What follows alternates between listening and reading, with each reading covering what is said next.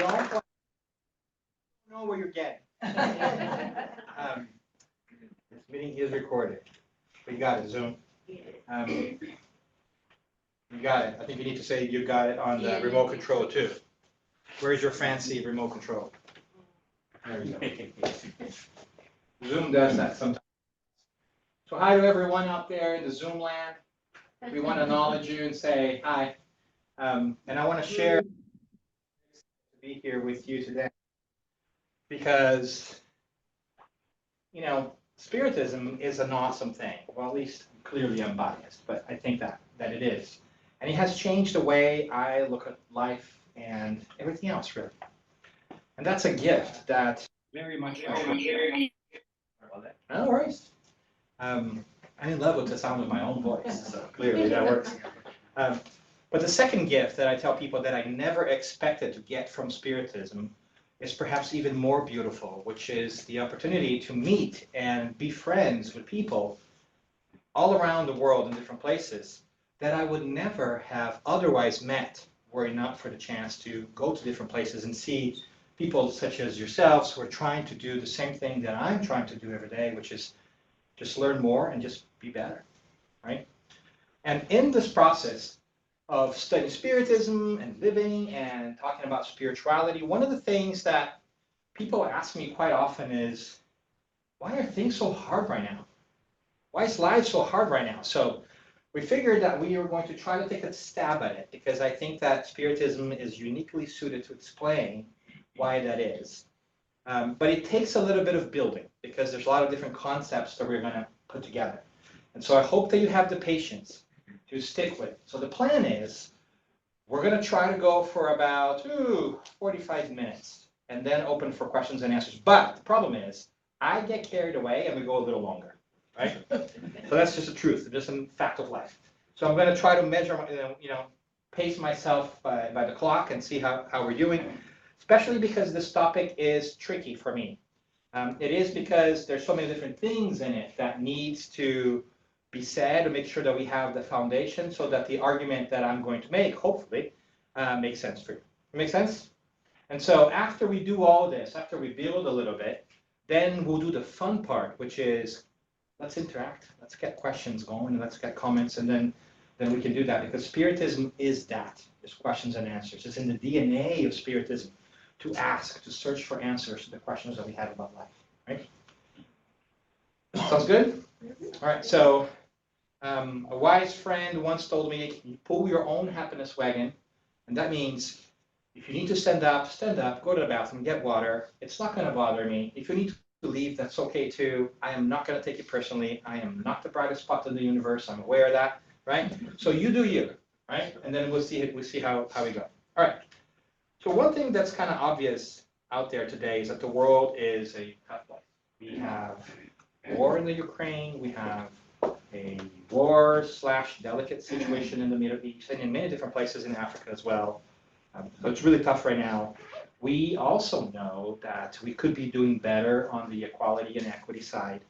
We still have discrimination going on in our world where people are treated differently depending on their gender, their sexual preference, the color of their skin, where they were born, their religion.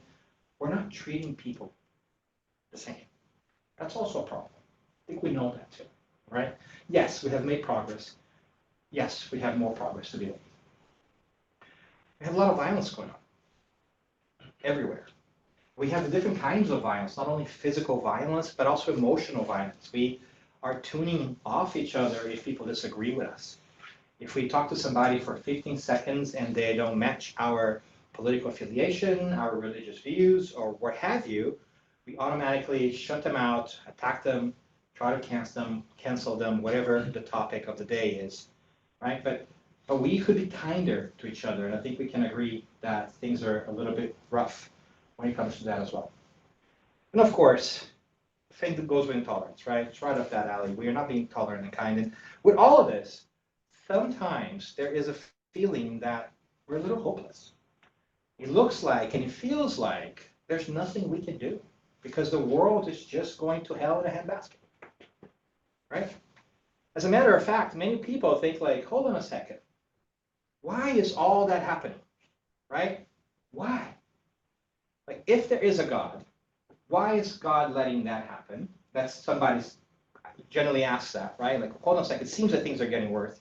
And for us Spiritists, we learn about evolution and constant progress, but some people have their faith shaken a little bit because when they look out into the world, it feels to them that things are going backwards, that they're not going forward. We even have the sense sometimes that the world used to be nicer and kinder when we were younger, and now it's tougher, right? So how can we reconcile that? How can we explain that? How can we make sense of that? Well, the simple answer is like, oh, believe in God, and you're going to be okay. And that's true. But for some of us, we want to know what's happening. We want to understand why it is happening and when it will stop happening or it will change. And so what we are hoping to do today is to lean into our Spiritist education, so to speak, our research, our studying, to try to find out why these things are happening right now to us, why we're here, what can we expect, and what is it that we can do if we can't do anything. So we're going to take a little bit of journey, right, to the process, and hopefully we won't end up as wide-eyed as this young lady over here. We'll have some answers, hopefully, right? Because I do think that Spiritism really does give us great answers. And I always say that Spiritism is kind of like a lens, a different set of glasses, that once we begin to understand things from a spiritual perspective, everything that we look at changes. We can see things better. And I truly believe that. But it takes a little bit of effort for us to shift from thinking with our physical eyes and just seeing the things that we see in front of us to remembering and filtering everything that we see through spiritual lenses. So I invite you today to put in your spiritual lenses, right? And try to think about what's happening today in the world spiritually. And that's what we're going to try to do in the next couple of minutes or so, right? And we won't solve all the world's problems, but we're going to take a stab at understanding why they're happening. You're with me so far? All right. Okay, so how do we do that? Well, so what's happening? Let's at least get some stuff out of there. Well, what's happening is we're living a key moment in Earth's spiritual evolution. This is a very important moment. And for those of you that might have related to different traditions or different perspectives, sometimes that's called the end of times, the separation of the wheat and tares that you see in the New Testament. We Spiritists call it often planetary transition, but what the heck is it, right? Dan, you said end of times. That sounds very scary. I have seen lots of sci-fi movies with Armageddon, things blowing up, nuclear threats, astronauts saving us from big meteors or whatever it is, right? Not sci-fi. It might feel like sci-fi in a little bit, but the world is not ending. It's not going to blow up, going to be destroyed. But when we say the end of times, we have to understand things allegorically and symbolically. What's happening is we are reaching the end of a phase of our spiritual evolution on Earth. And that's a key moment for us. We're going to talk a little bit more about that. But to understand all of this, we're going to do the rock laying thing here. We need to go back and revisit some Spiritist concepts and some things that we have come to understand because of Spiritism, so that we can understand if this is really true or not, if it holds true for us. So I'm going to beg for your indulgence for a little bit, because we're going to take a little bit of a scenic view, right, before we get back to what matters, which is us, here and now, right? All right, I'm breathing here, being present, because it's a big task. Let's do it. What we need to know is that reincarnation is the key to understanding everything. So in Spiritism, we know that we are all evolving. How do we know that? Well, we know that because for the last 160 years, we have researched the communication between the so-called living and the so-called dead. Spoiler alert, there are no dead, right? Our body may perish, but who we are survives the physical body. And in doing so, we have been able to understand that, in fact, we come as many times to Earth as we need to evolve. So we have all have had lives before, and we're going to have lives after this one. And that is a just and kind way in which God allows us to grow. It makes sense. Why? Because now we can understand why there's so many differences out in the world. Why some people are born in one place and in one family, and others are born in a different one. Why some people seem to have an easier life and others have a tough life, right? If we are really to be judged by our lives only in one only lifetime, then it's kind of hard for us to go back to this idea of heaven and hell that we often hear in our history, right? We hear this idea of heaven and hell, that you live X number of years, and after that you get judged, and you decide whether you're going to go upstairs or you're going to go to the basement, right? Spoiler alert, no AC in the basement, things are tough, right? But does that make sense, right? Well, from a God that is just and kind, and God can only be just and kind, it doesn't make a lot of sense. How can that be just? To judge you for 40, 50, 60, or maybe 80, 90, 100 years, and then decide all of eternity, billions, trillions, and endless numbers of years, based on those 100 years. Just like you can judge somebody by one action for their entire lives. It doesn't make sense, does it? Do you think that a just God would do that? No. How would we then reconcile the fact that some people live very short lives? How would we judge them compared to somebody who lived 60, 70, 80 years of age? It doesn't make sense. And why would people start different places? Why are some people born beautiful, smart, intelligent, and I'm not? Right? Does it seem fair? No, right? So there's got to be more of this if there is a God. And reincarnation makes sense because it tells us that as we progress, as we learn things, we do things. And as we do things, we have to bear the consequences of our actions. So if I do something great, I'm going to reap those benefits. If I do something not so great, I'm going to have to deal with those consequences. And sometimes, we still love you, Zoom people, in case you're there. And sometimes, those cause and consequences get interrupted from one lifetime to the next. Because what we really have is one long spiritual life punctuated by physical existences. Much like we are here, tomorrow we go to work, we come back home, next day we go to work again, we come back home. Every day that we go to work is like an incarnation. But who we are, really, is this person that goes to work in many different days. And every day we learn something else. So we know that reincarnation is key for us to understand everything that's going on and what's happening to us too. And I know that we could spend many hours talking about that, fleshing out the perspectives on the justice of God and why it makes sense. But I think that most of you will be already familiarized. If not, we can kind of also address that later on. But reincarnation is important because it tells us about spiritual progression according to our own efforts.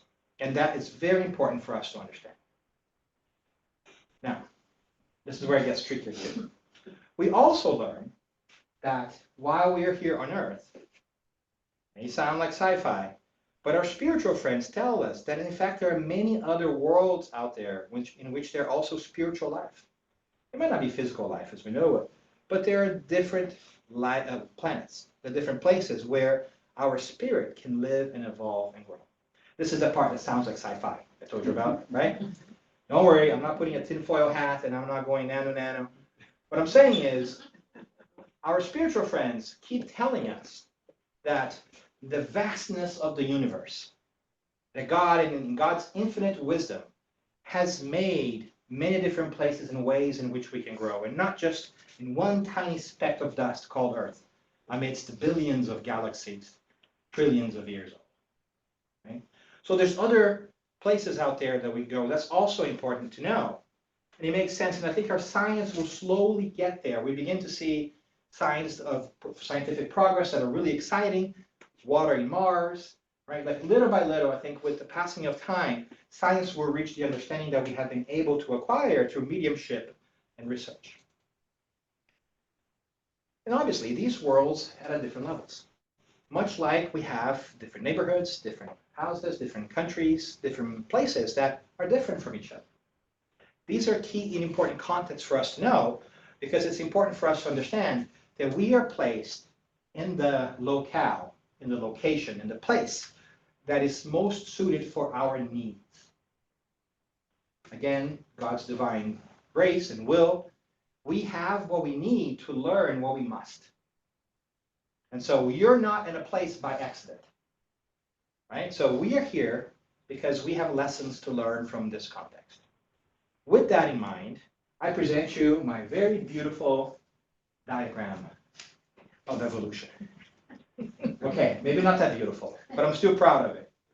What I mean by that is, in our traditional sense, we always focus on the individual, right? And you're saying, I am living in a tough world.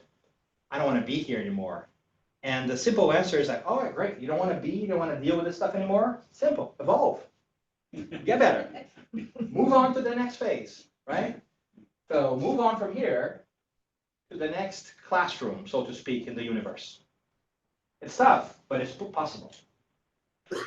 So we stay in a place until we no longer have lessons that we can learn from that place. And then we move on to the next place, much the same way we do elementary school, middle school, high school, college, and beyond, and work and life, right? And so we can do all these things, and understanding that is very important.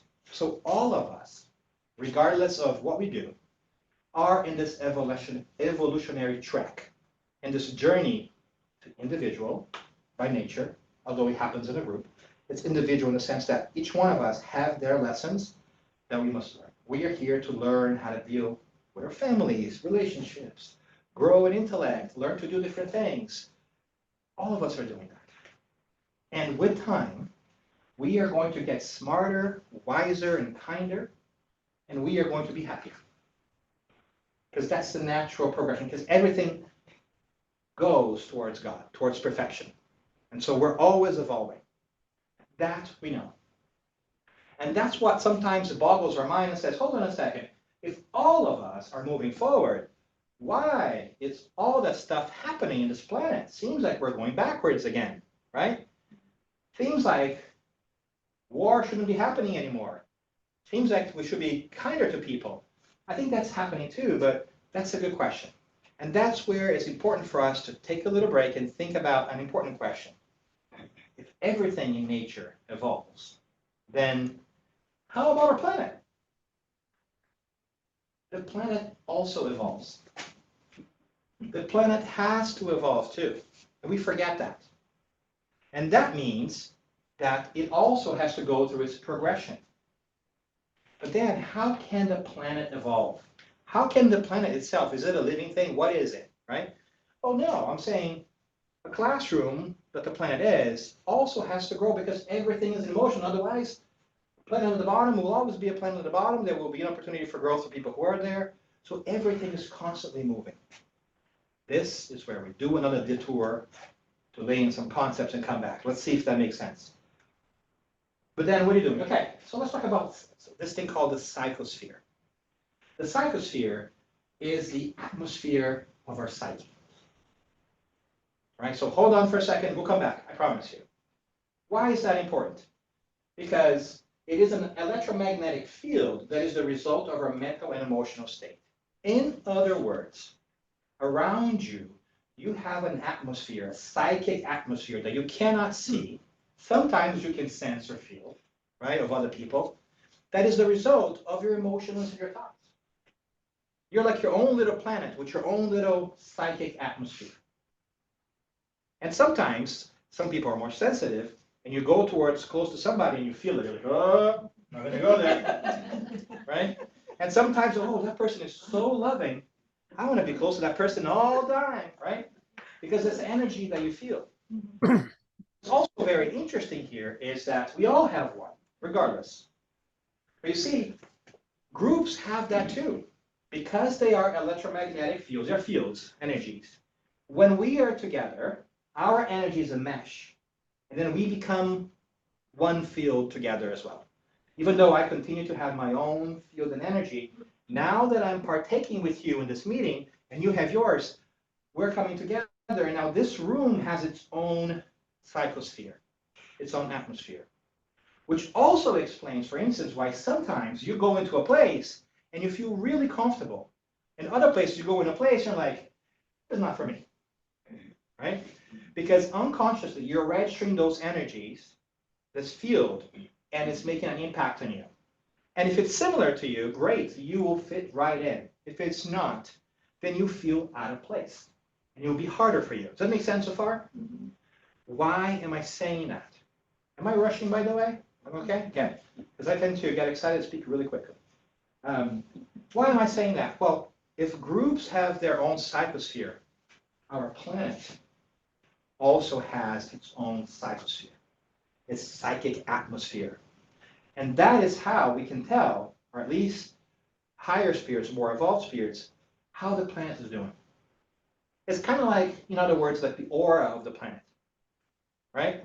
And so, much the same way that we can sense each other, we can have a sense of how the planet is doing by how it feels, how the psychosphere is doing. So why do I say that?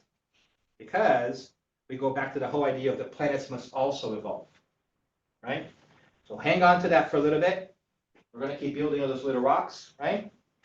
So let's go back to reincarnation. And because I really like those planets, I put them there again, right? I'm just going to be honest with you, right? But what about it is important? Well, we know that we're all evolved. We're all in our individual paths. Your challenges might not be my challenges. My challenges are certainly not yours, and vice versa. We all have different challenges, different crises, different problems that we have to solve. For you, my challenges may seem very simple. For me, yours may be like unsurmountable, because everybody has their own thing, right?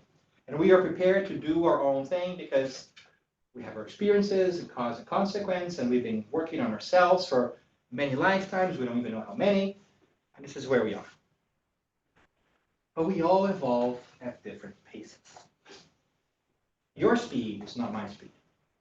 You might be turbo mode. I might be turtle mode, right? It may take me like 5 lives to get something that you got in 1 life. It's no judgment. It's not a competition.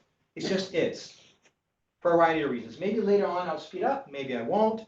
Let's not get into it. But the point is, we see that in life. People learn different lessons at different times. We also evolve in groups. We also need a social interaction. The learning takes place. It's ours. But we learn by interacting with each other, right? So when I rub you the wrong way, you learn a lesson of not letting my actions affect you. And hopefully, I learned a lesson that I shouldn't be affecting you in that negative way.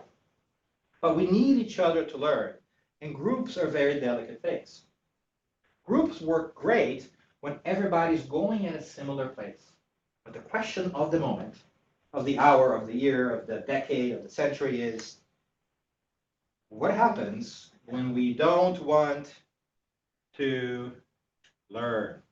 You can't see that if you're here present, but so what happens if we have a group of people and some of them just do not want to move, right?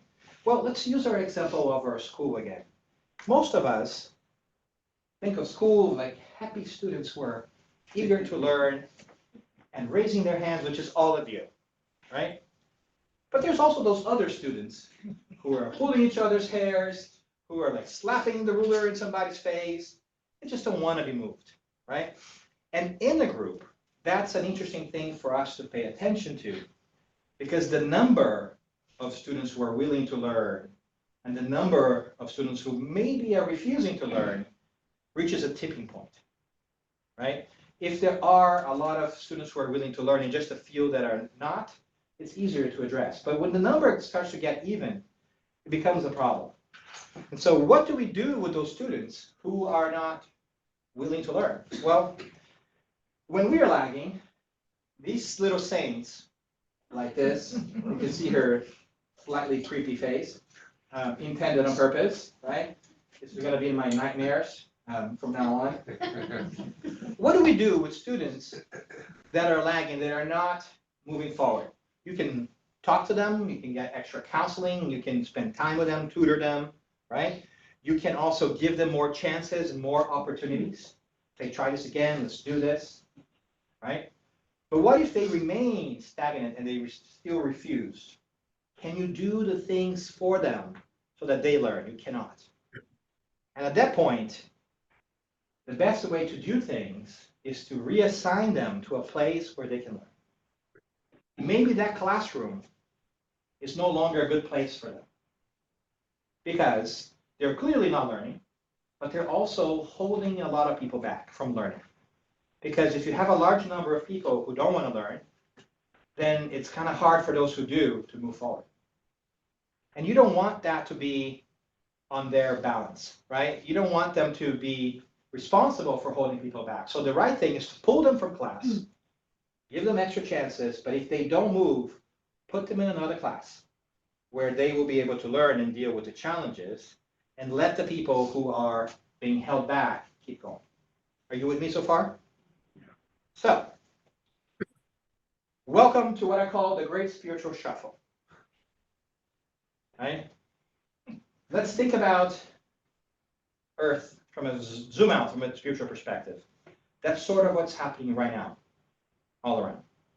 We know that we live a life on Earth, and we call those who have currently a physical body incarnates. They're in the flesh, incarnate, right? And those who are outside of the flesh, discarnates. And we all live in this wonderful psychosphere, this wonderful atmosphere of Earth. And the cycle of life that we know, and we have been studying for many years, millennia, is you come and you incarnate on Earth, whatever it is that you need to incarnate for whatever lesson that you need to do. Today it could be the US, tomorrow it could be Africa, next day Asia, who knows, right? Another reason why it makes no sense to discriminate. Today, I might be a man, tomorrow I might be a woman, and I might be born in India, and my religious background might be different, right? But we know that this is a great cycle of things. You incarnate, you learn, you discarnate, you spend some time in the colonies around Earth, learning, reflecting, and when you're ready to take new challenges again, you come back again, and you keep learning. No surprise to us Spiritists, I hope, on this piece, right? I know that's a lot to chew sometimes because we read about this, and but the good news is that elevated spirits who are more enlightened, also come back and reincarnate to help us. So we are getting help through these times. So we are also coming back, and I'm going to call ourselves developing spirits, right? We also come back, and as you can see by my very artistic line, we are not as evolved, like we don't do things as straightforward as our elevated spirits. We're still struggling a little bit. Yeah? I take poetic license with my visual representations. I think you're okay with that, right? I hope so. And we are coming back. And that works as long as we keep moving forward, because the Earth has to keep moving forward too. The challenge is with those spirits who want to learn, and I call them on the bubble. That's not a technical term. I made it up. I think you get it, right? These are the spirits who are holding the majority back. They are lagging a little bit, right? They are spinning a little bit more than we are, right? That's my visual representation here. That's how my brain works. I think you follow it, right? They're coming back too. But remember how we said that people who are lagging need a little bit of extra help? So they've gotten a little bit of help. And the people on the other side who are helping them, they're tutors, which we call them spiritual mentors or guides, and saying, listen, the planet is going through a very important piece. You can't keep going this way. You need to kind of catch up with it. So we're going to give you extra help. Go. Go again. Incarnate. Be born. Have another chance to catch up. Work hard. And instead of holding them a little bit, they're saying, guys, the planet has to move forward. So all of you guys, go. Go at once, right? This is your last chance. If you don't pick up, we're going to have to kind of relocate you. You see where I'm getting at? So what we're seeing now is a lot of spirits who have been born on Earth because they were already lagging a little bit, and we hope it's not us, but it could be us, who knows, right? Right? Just be honest, just putting it out there, right? And who are all of a sudden coming together because they have to have this last chance, because Earth has to move forward. Because we can no longer wait. The time has come. We've got to move forward because we've been very patient, and by we, they have been very patient, and now we got to go. We got to get going, right? So a lot of on the bubble spirits are incarnating right now, and you might feel that way. Because remember how each one of us has our own psychosphere? What happens when a lot of on the bubble spirits incarnate at once? As a group, it makes up our energies here. So in case you are feeling sometimes all over the place, hopeless, sad, or are unable to concentrate, that's because the atmosphere, the psychic atmosphere of Earth, is saturated with all that stuff. It's not just you. So this is the place that we live in. That's all happening at once. So we're coming in, we got our stuff to figure it out, so we're not the most balanced of people to begin with, right? These guys over here are coming in and helping out. Thank God. They're great, but they can't do stuff for us. They're going to be okay, right? They are like Teflon. They can jump into the dirt water, come out, and like, ta-da, like, all right, unwrinkled free, right? They're good. They figured it out. We come back like mud. We're like, right? These people are like, yeah, mud, right? And so this is happening. This is happening. So that's why things are a little bit hard right now. So what is going to happen? What is going to happen if this continues? Well, if we continue to have too much of this, it's going to hold this back. And these people are going to have to do something about it. And they are going to do something about it. What are they saying? They're saying that if you don't catch up, you are going to be transferred from this classroom to another classroom. And that is a different planet, because remember how we had many different planets in which you can learn and grow? You're going to go back to a planet that is not as evolved as Earth, in which you will be the most evolved people. Because now you're going to be on the other side of the equation, and you're going to know what it is to be held back. And you're going to have the responsibility of moving those people forward. And once you do that, and once you catch up, you get to come back and reunite with your crowd. But for now, you're going to be pulled from this classroom. You're going to go to that classroom until you catch up. Then you can come back. Wow, Dan, that's like, whew, sci-fi stuff. Man, interesting. We see that it has already happened in our human history. As a matter of fact, all cultures have a sense of fall from grace, fall from Eden, lost paradise.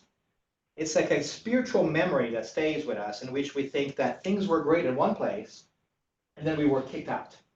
Spiritually, we remember. We can't understand that, right? But we do that. All cultures have some sort of myth that is either, like for us in the Christian traditional world, it's Adam and Eve, right? They're great, and then Eve made a mistake of eating an apple, out you go, right? Symbolic. But it's interesting because without this load of spirits, what's going to happen to Earth? What happens to our psychosphere? It improves, right? Because you're taking all this load off of that. And when it improves, it will be easier for these people, hopefully us, to move forward, because then it won't be like we're stepping on molasses. We're going to be able to continue to evolve and grow. You with me so far? Okay. But here's an interesting thing. This could be a bad infomercial. The next 10 minutes, if you call, you also get, there's more. There's more. There's more. I am highly caffeinated today. Sorry. Couldn't contain myself. Long week. Long week.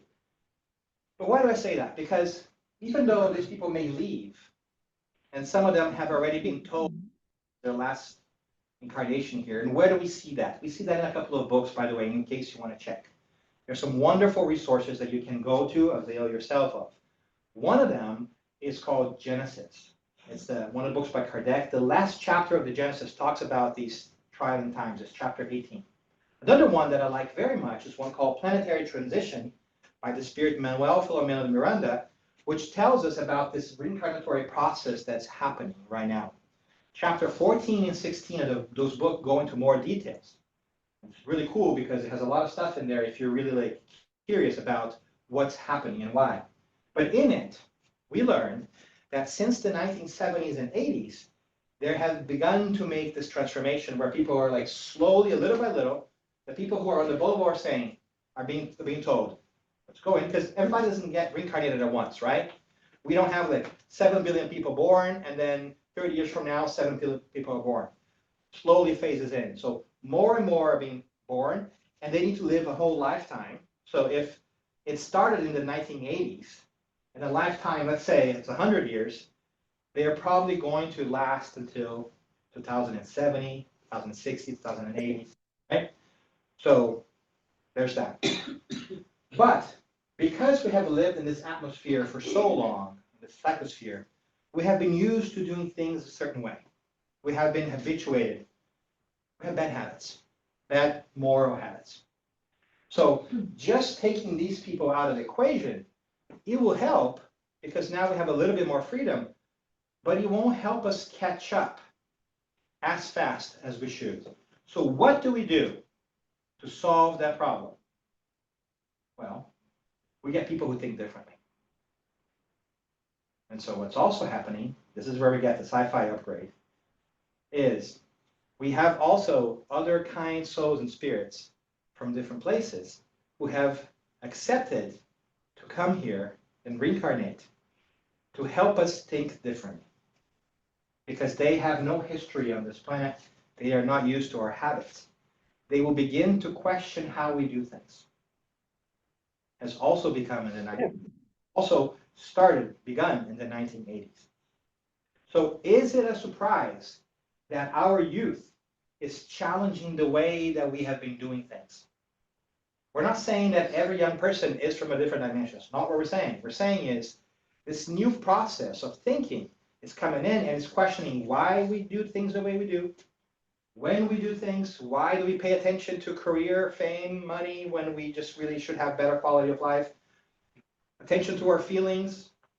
All these things are also coming from this other group of volunteer immigrant spirits who have agreed to come to help us evolve as a planet. To a point where our planet will be a much nicer place to live. Does that make sense? I know that we're walking a long road here, right, in a short period of time. And it gets weird, right? If you begin to think about this and you don't have those founding concepts, and I were to tell you, oh yeah, no problem. There's people being born that they're behind, and they're going to be kicked out. New people are going to come in, and we're going to go move faster. Yay, God, right?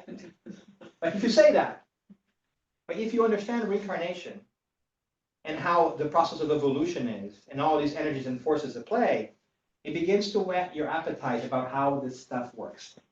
That's what we call in Spiritism planetary transition, because a planet is in a transitionary phase in which you need to evolve. And this is how the evolution will take place, through reincarnation.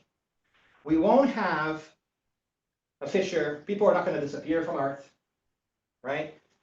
It slowly happened through reincarnation. You put somebody in, you take them out, you put another player in, substitutions, little by little, until you tip the scale and the world becomes a better place. So it may seem like the world is going backwards, but it's actually moving forward. Because we're getting a push from these people and from these people. And we're removing these people who are not catching up. Some of them will catch up and will join and continue to be here. Others will have to go somewhere else and come back. Much the same way it has happened in our history before. It also explains why the ancient civilizations that were very wise all of a sudden disappeared. We have the great civilizations of the Indus Valley. They had writing in Sanskrit at an early age, and then poof, sort of like transformed, but the work was great. We had the people who built the pyramids, and then those people died and didn't come back, so we never knew, like, how do we lose that knowledge of having built something? That group of souls evolved and went back to where they were, right? We have other great civilizations that brought a lot of technology, a lot of science, a lot of wisdom. And once they've done what they needed to kind of help us evolve a little bit, they cleared their debt and they were able to go back and join their larger family, which continues to evolve. These people will do the same journey. I say these people because I really don't want to be one of them. Just realize as I'm saying these people, right? But it's us, right? I could be this guy over here, right? I just realized that. So did all. But you know what I'm saying? So there is a natural process, an evolutionary process that's happening only if we see it with our spiritual goggles. Only and if we look at it spiritually. Because if we look at it physically, we won't see that. We barely understand from a physical perspective or accept the existence of the spirit, much less reincarnation. And without understanding reincarnation, it becomes really hard to understand divine justice, how the world operates. Right? We can talk about reincarnation for a cool minute here. But my point is, we're witnessing a moment of spiritual revolution.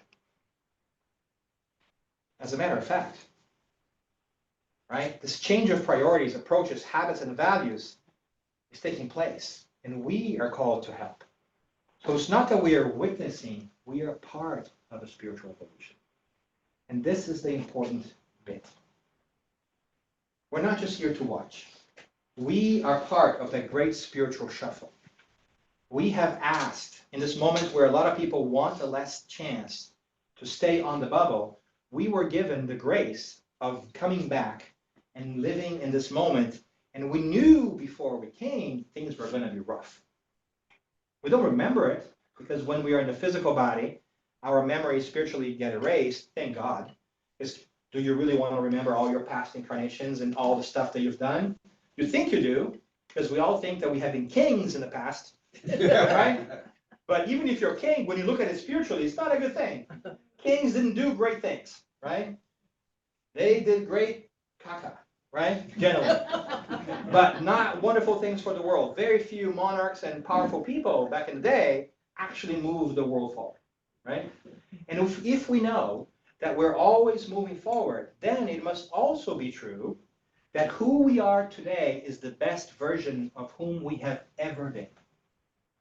You, with your previous incarnations, were not as nice as who you are today. It might be hard for some of us to hear it, because sometimes we feel like we're not great. But you were worse.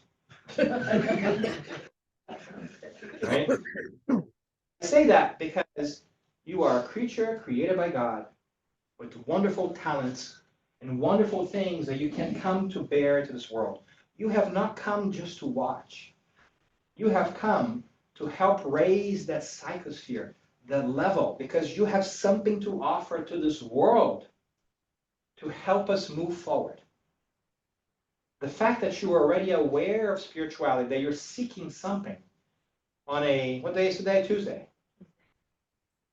Where you could be home watching Netflix, which is kind of fun, to be honest, right? But sometimes it's okay for us to take some time away from that and think about who we are deeply and what kind of impact can we have in the world and how we can get better. And take some of the weight off our shoulders of all the demands we place on ourselves. You were born time because God, your mentors, guardians, whoever you want to call, whatever deity you believe in, has chosen you because you are capable of facing the challenges that are presented. It would be unjust and unfair to have you be here if you could not add something to it, if you could not navigate these challenges. And God, by definition, is kind and all-knowing and all-powerful and all-just. If you have kids, you understand this. Would you put your kid in a task to fail? Never. You may put them in tough situations for them to learn, but you never make them fail. And God is even kinder than we can possibly be. So that's out of the question. So you're a living testament that change is possible. So that's what's beautiful about this, the great spiritual shuffle. You have been called to serve. You have been called to do in your own specific way. You don't need to save the world. You don't need to revolutionize anything. You just need to help the world move forward. Being kind, working hard, working on yourself, picking up trash, saying a word of kindness to somebody else, not cussing the guy that's driving next to you and cut you off. All brownie points, right? How do we do that then?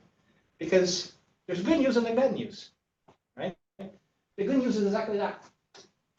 You know that you can make a difference. I know that you can make a difference, and more importantly, they know that you can make a difference. Otherwise, you wouldn't be here. And that's kind of powerful. And that's kind of beautiful. Because as a matter of fact, the greatest challenge that you face, and we all facing different challenges in our lives. We don't know what others are facing, right? But we always think our challenges are great. And I think we might be surprised to find out that some other people who we think have an easy life have greater challenges than we do. But the point is, the greater the challenge we face, the greater the spiritual complement when we are wearing our spiritual glasses to see that. Because if you're facing a big problem, it is because God has decided that you're capable of overcoming it, that you have something to learn from that. And once you're done with that problem, guess what's going to happen? You're going to get another. Man, this is not fun with physical eyes, right? With physical eyes, you're like, no, I want to retire. I want to drink with a little umbrella on top, and I want Netflix on my vein 24 hours, right? That's what our physical selves want because we think that this is the life. But our spiritual selves know that we have come to learn, and so we have come to solve problems and to do different things. That's the good news. The bad news is it will get better. It's good news, right? But there's a little bit of a bad news there because it will take a couple of incarnations. Oh, I know. I felt like a kid. I was like, no. But if you think about it, right? If this great movement has started because it was time, and the first souls began reincarnating in the 1980s and they're slowly ramping up. Let's say that 20, 30 years, like people are really coming. So things really started in 2000, 2010, right? We're 2023. It will take 60, 70 years for us to see things begin to get better. Not get better, but start to get better because all those people who are having the less chance must finish their lives. And all of these new people we're incarnating, they're growing our immigrant spirits, right? Look at us, sometimes not happy with immigrants. Spiritual immigrants really helping us out here. Making us change our perception, challenging our perception. It feels like it's strife, it feels like it's crisis, it feels like it's battle, but it is a change in the way we think. So, the bad news is, we will not see the so-called promised land. We will not see this improved earth in my lifetime. Some of you, way younger than I am, you might get a glimpse of it. Your children, maybe towards the end of their lives, will get a glimpse of how things are going to get better. But for a while longer, it's going to be a little bit rough. We're going to be a little bit selfish. We're going to be rubbing against each other. And we're going to be making it hard for all of us. What you see out in the world. We've got to tell you that too. It's only fair, right? That's what our studies show. And you can check those things. You can check the Spirit's book. You can check the Genesis. You can check the books by Manuel Filomeno de Miranda, which are a great resource for you to really study slowly and read. Spiritism a little bit and see how beautiful it is that many different things are popping up in different places that correlate, that corroborate each other. And that's a sign of great credibility, right? But in a couple of reincarnations, that's when things are going to affect, right? And a couple of reincarnations is really fast from a spiritual perspective. For us, it doesn't feel like it. But if the world's going to change in 100, 200 years, wow, that's very fast. Very, very, very fast. They're stepping on it, which is good news again, because once we come back, when we reincarnate again, guess who's going to enjoy a better world? This guy. That's that person, right? Right? So there is a benefit to us here. And I think that should motivate us to work harder on making this a greater place. We're not only living this for our children, but we're also leaving this for ourselves. Because I'm planning on coming back, people. If they put me in a bus, send me somewhere else, you guys call them back, right? But you know what I'm saying? Like, there is a certain understanding here that allows us even to joke with these kinds of things when we see things from a spiritual perspective. And that's a fascinating thing, because that is what's afoot right now. for all of us. Yes, times are rough. And they're going to be rough for a little bit longer. But at least now we know why. Because there is this great shuffle that's happening, this great transition that is designed to improve the overall moral standing of the planet so that we can continue to learn faster. And we will learn faster and faster when there are not that many obstacles holding us back. Much the same way we have had a boom in technological savvy in the past 200 years, 100 years really, morally that's also going to happen. Imagine how great it will be to live on a planet where people are actually watching out for you, and that's the majority of people. Or they're thinking about what's best for you, they're being kind to you, they're being attentive to you, and they're reminding you that you are loved, that you're cared for. It's going to be amazing. It's going to be fantastic. And we get to be part of that.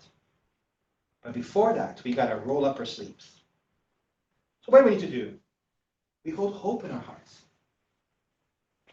Because we understand what's at the end, what we're working towards. Because now we know what's happening, how and why. And once we know, it becomes easier to navigate through the process. Right? Will it solve all your problems? No. Will you forget about this and give the guy in traffic the finger? Probably. At some point in time. Right? Just call it out. It's true, right? But at the same time, you're going to get back on your horse and you're going to keep going. And you're going to make this thing a better place. So what do? We be the change. We be the change. We be the salt of the earth. We be the new era. We're the reinforcements. We're the beginning of something spectacular. And that's why I put the picture of Christ here. That's slightly different than we are used to sometimes. We're used sometimes to picture the Christ that's blonde, blue-eyed, who may not have fit the historical Jesus. This was painted by a Chianti, a painter, I think when she was 9 or 10. It's called The Prince of Peace. And I liked that very much because it challenges me about what is it that I know about Jesus. And by that I mean, what is it that I know about spirituality and religion in general? Let's be honest, what Jesus looked like, for me, doesn't matter.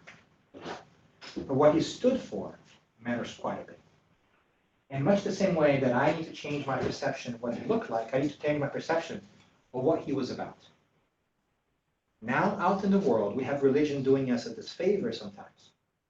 Because it's telling us that we're different from each other, that some people that don't belong, some people that are not worth it, some people that are going to go to eternal damnation. And I have never heard anything from that guy that closely matches that. What I have read and studied on my own is a beautiful message that has been echoing through the centuries, so the millennia, about how everybody is accepted. He talked to women of ill repute, aka the prostitutes of the time. He talked to tax collectors, which were enemies of the Jewish people. He hung out with the fishermen. He hung out with the rich people. He talked to Samaritans who were not well looked at or loved by people. He talked to an unaccompanied woman who was a big no-no at the time. He was with everybody, and to everybody he extended the same love and brought us the underlying message that life goes on even after our physical body dies. Even when he was crucified and lost his physical life, he came back to show us that we continue to be who we are. And it's time for us to bring that into our daily lives. It's time for us to reinvent Jesus in our hearts and in our actions so that we can really be the change that the world needs. Because it will be great for us. It will be great for those near us. And it will certainly help us usher in a new era of love and understanding that will be an incredible experience for everybody involved. And how beautiful will it be to be in this planet Earth when it becomes more beautiful in every single way, where we can feel loved, accepted, when we feel connected, not only to each other who are here, but those who have passed and are discarnates, because we're going to be more aware of that, and we're going to realize that the bonds that we make in this lifetime, they never wane, they never break. and that there are people on the other side cheering for us, and they're here with us today. They may be waiting their time to come back and bear their testimony, give their contribution to this new era. They may be your children in the future. They might be your friends. They're here with us today. And then in the big relay race, we'll change places.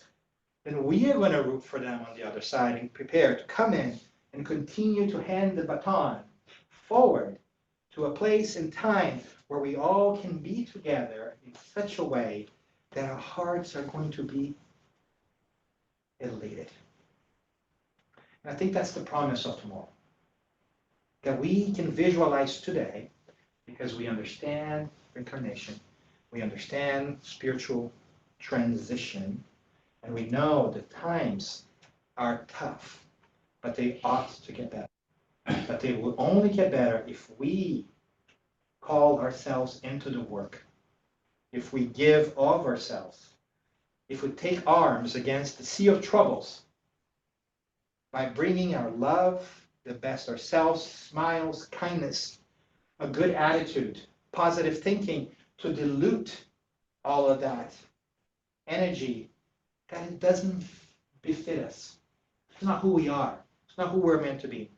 So my sincere hope is that you may feel the fuel in your heart to do the best you can every single day, be it cleaning the streets, being pouring a glass of water to a friend, being helping somebody at work, talking to your children, talking to your loved one, praying, asking for help.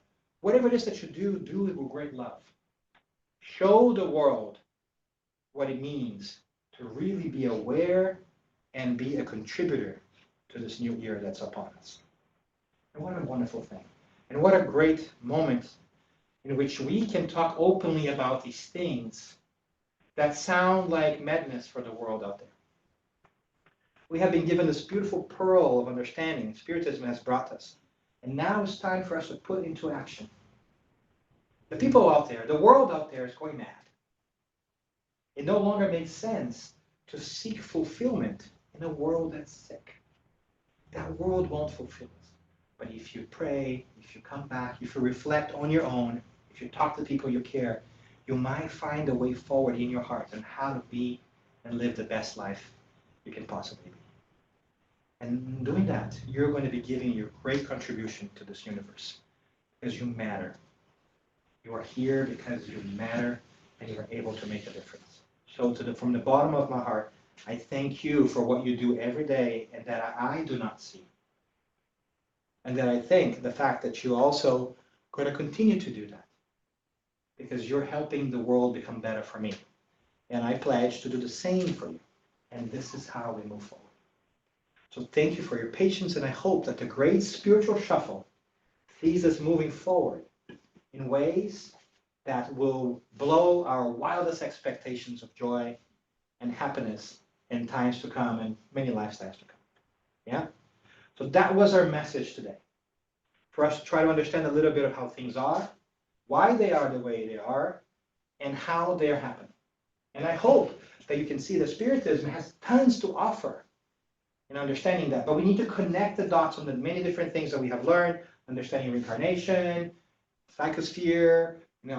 There's also another book that I forgot to mention. That's a great book for you if you're interested into history from a spiritual perspective. It's called Towards the Light, and in that spiritual manual, it gives us a brief perspective on the history of certain parts of humankind from the spiritual perspective. We get to learn a little bit more about these shuffles that happen every once in a while, because they're there, right? I'm going to pause because I'm talking for a very long time. I want to see if there are any comments, any questions, anything that maybe was not made clear that you might want some clarification on, something that you disagree on, made no sense at all. I'm also open to that. I'm going to toss it out to you. Including people from home, okay? Do you want to stop sharing? Well, Yes, I'm going to stop sharing. is there someone on Zoom that wants to talk first? Hold on. I don't know. I heard someone sneezing.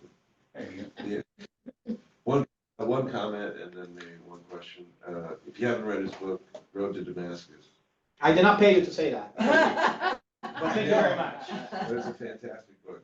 We have 3 for sale. Oh, is that right? I did. See, that's a shameless plug, by the way. But I love it. That was I great. gave it to a bunch of people. And the second question, is there a reason why the accelerants are in place? What I mean by that is, if you think of the history of time, and you put it in a context of 200 years, Yeah. is there reasons why the accelerants are in place? It's a great question, right? And also sometimes people, why hasn't this happened before, right? Well, it sort of has in different phases of our piece.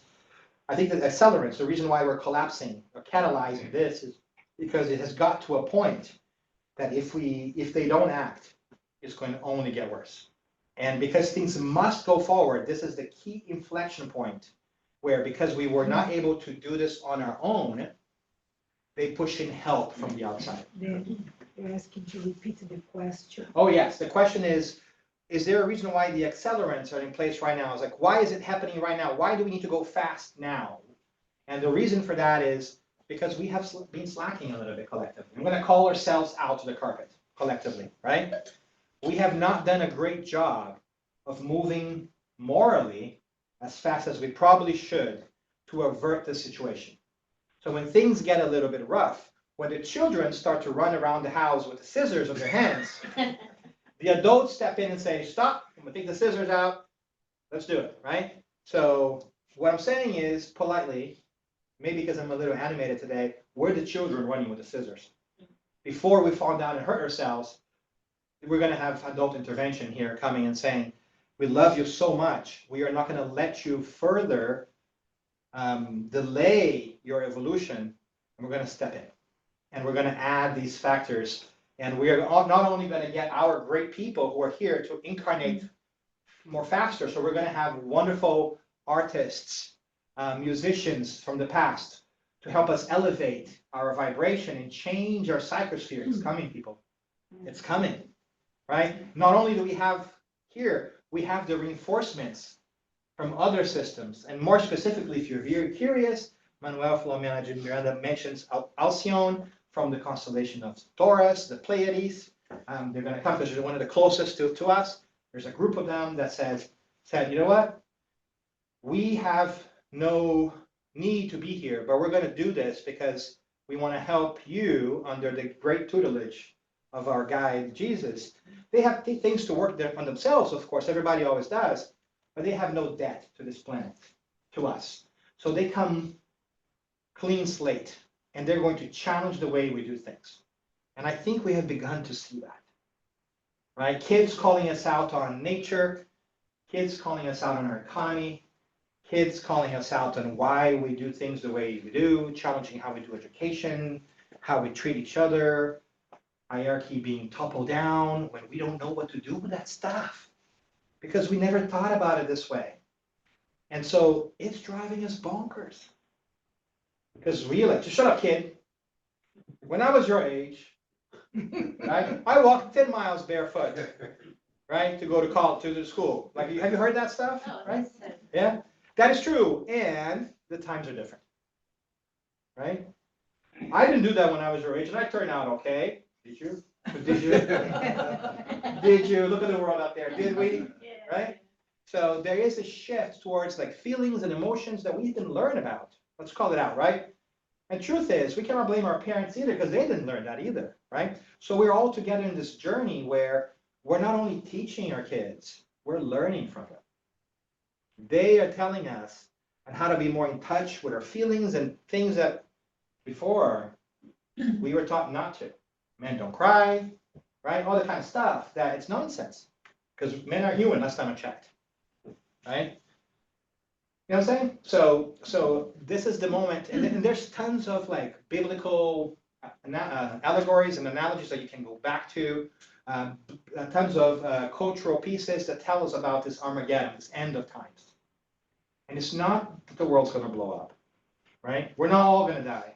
I mean, we're all going to die, but not of that, right? Yeah. Eventually, we're all die. I think you know this, right? I think there's one thing that we all know, but none of that's going to happen. What is going to die is this way of thinking and behaving and being that no longer suits us.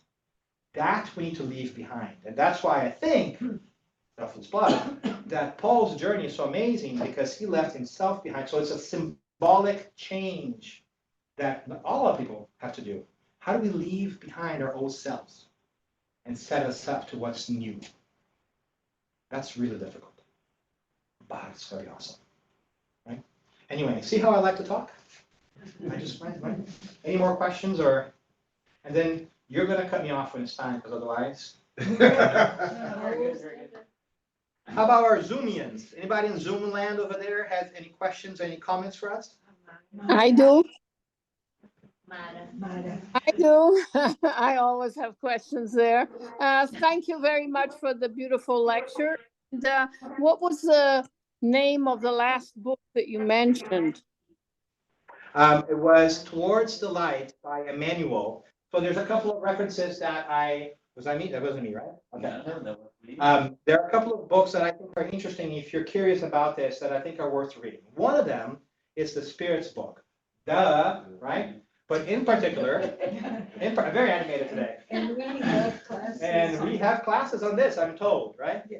And one of those questions, which is amazing, perhaps the most beautiful, and it's kind of like a sneaky one, is question 540, that's talking about the influence of spirits in the world. At the end of it, whoever gave us that pearl of wisdom drops in a beautiful sentence that says that everything in nature is linked to each other. From the most simple atom to the most beautiful archangel, or most evolved spirit, which at one time was also an atom. So you see how everything progresses. From the most simple, and I dare to say, this is me, that had they given this answer today, they would not have said the atom, because now the atom is broken down further, right? So everything in nature grows and evolves. That's beautiful. So that's the Spirit's book. There's many things in there. Then there is the Genesis, which is the last book of Kardec's codification, the 5 books that he edited for us. The first one is the Spirit's book. It talks about spirits and spirituality and so forth. It's a question and answer stuff. The second one's the Medium's book, which is like, here's how I got all the stuff that was on the first one so you can do it yourself, right? The third one is, now that we know that this stuff exists, let's talk about how to live better and how to act better. The fourth one is, well, let's see how the spirits who are on the other side are telling us they lived based on how they behave. That one's called Heaven and Hell, because it breaks down the idea of heaven and hell, right? And the fifth one is, okay, now that we know all this stuff, let's go back to the beginning and reevaluate everything we know about the Bible, about science, miracles, and see things through a new light. And the last part of that book, the last chapter, chapter 18, it talks about these difficult times, and it does that 150 years ago. So it's kind of awesome to read about it, how Kardec is pointing out through the wisdom of the spirits that we are going to undergo this difficult challenge, which is matched by the biblical stuff, right? So Genesis at the end is really great. And then the Spirit, Manuel Filomeno de Miranda, has a series of books. But more recently, he has produced 3 of them that are really great. And it starts with planetary transition, right? So I think that's a great one. And chapter 14 and chapter 16 talks about this influx of spirits. He actually narrates what is his experience what is his experience in the spiritual world, assisting those spirits who are going to come to reincarnate, and actually assist them through the reincarnation process, right? So it's a really fascinating piece, and it's, if you are into it, and I am, it's worth a read, right? So Genesis, Spirit's book, Towards the Light from Emmanuel, that's the history of the world from a spiritual perspective, and planetary transitions are great resources. Towards the Light, originally written in Brazilian Portuguese, was A Caminho da Luz. Correct? Ah, okay. Yeah. Tatiana, Yeah. Quick question, when you have your planet in Oh, I want to show this slide again because I like that so much. Which planet do you want to see? the one that the people, The shuffle? incarnate that's going exile. Exiled? Exile. Okay, when you say about the incarnate, okay, Uh-huh. and then because they we are vibrating different, like increasing the vibration probably, so that's why they go over there to have another chance, right? So what happened to these carnates? So, What happened to them? they are also helping the vibration over here, right? This So is they a don't go over there. This is a simplified version, right? But the point is that we see Earth as this. But from a spiritual perspective, Earth is this, and other outer rings of spiritual colonies and spirits who don't have a body, who are also living around us. And we see that in the books of Andre Lewis, for instance, right? We just see the physical stuff, so we just see this, but there's other layers and stuff. So the scarnets, even though they're no longer here, they're also around, orbiting around us, right? So the true population of Earth, from a spiritual perspective, is a lot more than 7 billion people. I've read mentions in like messages by Francis Xavier that is actually 5 times that. So you have about like 35 billion spirits around who are waiting their turn, because you can't all be born at the same time. There are not enough mothers and fathers, right? So you wait a little bit, and then if it's going to work out for you, then they say, you've got a place, go, right? So while you're out here, you're still vibrating too. So you're still helping the whole psychosphere. So even though you're not in the physical body, even though you're discarnate, you're still vibrating here. That's why it's important sometimes to take these people outside from the planet altogether, to remove that energy from the mixture. Does that make sense? But when they do, it could be the incarnate and discarnate as well, right? When No, you say, or just, everybody that's getting moved out is going to be discarnates. Yeah, you're gonna die. Okay. Yeah, we're not going to come down, alien's not going to come down, pick you up and leave. okay, yes, but not, okay. Maybe the questions Uh-huh. of what is happening right now, all Yeah. the war and everything, things that is happening all the same time, Mhm. could be something like that, right? Like you say, like somebody's at war dies and they get, Yes, and Yes. then go kind of Yeah. don't stay over there on the vibration. Kind No, of go, there- that's some- kind of my question. yes, some people who are dying, so to speak, or leaving the physical body right now are already being directed elsewhere. Okay, maybe the same thing that happened with the pandemic and everything. Correct. My guess. Okay. Correct. Some of that as well, Mhm. right? So there has been a slow process that's happening, right? But it's not yet enough to tilt the scales, because there's just people who are having their last chance. There's a lot of us still here, right? So even a couple of thousand, a couple of million are not yet enough to tip the scales. And exactly about that, how long did it take us to reach 1 billion people in the planet, Mhm. right? Thousands and thousands of years. From 1 to 2 was less time. Geometric progression, In yeah. 1980, we were around 5 billion. 5 billion, yeah. And And now, in the last 10 years, we went another billion. and now we are 8 billion. Yeah. So my question is there anyone left discarnate?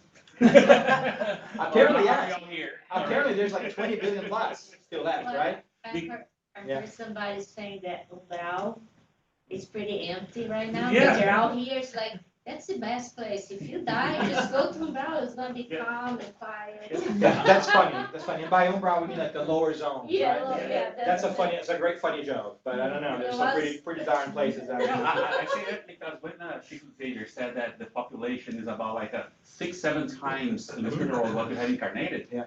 We were on 2-3 billion, maybe 5 billion people. I think we might have been a 4 or 5. Yeah. Exactly, so that's what I'm saying. Yeah, We're so almost 35. everybody here now. Yeah, so like 35, my friend. 35 is a pretty big number, right? And so the Earth has the ability to take in more people, right?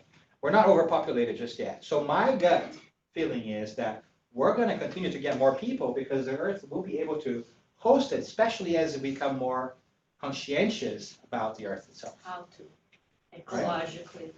And to simplify our understanding of the developing and the spirits on the bubble, so that we don't think when you said we, Yes. mean we, spirited. Good guys, we. bad guys. No, we Yeah. don't want to say that. Yeah, just to Yeah. reinforce that, Please. right? Mhm. Guys that are still having pleasure in doing bad stuff, no realization of goodness, no, not there yet, versus some that are already trying, right? Yeah. Starting Yeah. to think about it, like you said. I just think it's always good to remind us. Yeah, and I think that's a really great point that we make. We put things into boxes because conceptually it makes it easier for us to understand. Much the same way that Kardec in the Spirit's book talks about like a hierarchy of worlds. That's not how it is. It's just so that we understand. There's not like class 1, class 2, because there's a spectrum. Everything in life is a spectrum. But for us to understand, it helps us putting things in buckets, right? So what's the difference between this and this?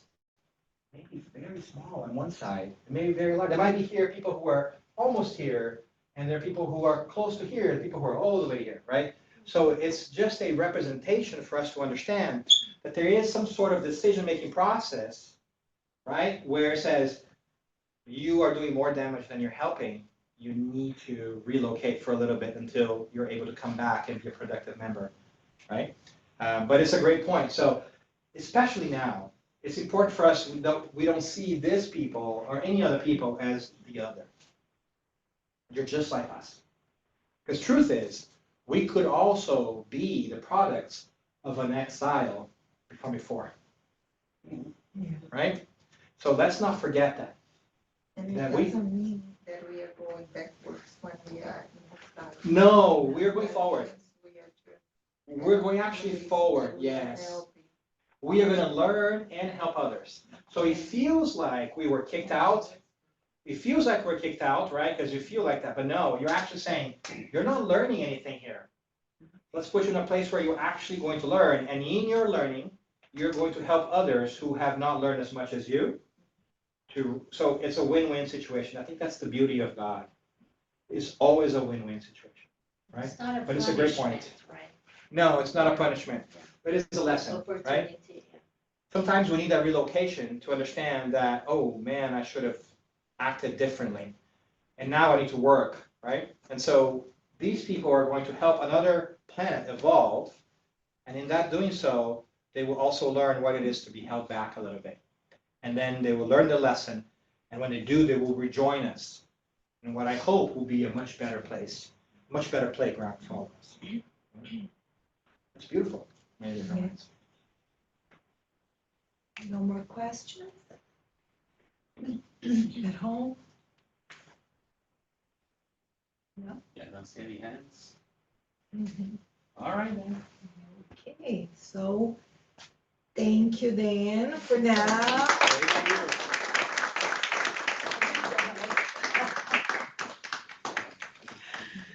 Okay, and since we have Dan here, we are going to ask him to continue, so we continue taking this great vibrations from you, his psychosphere.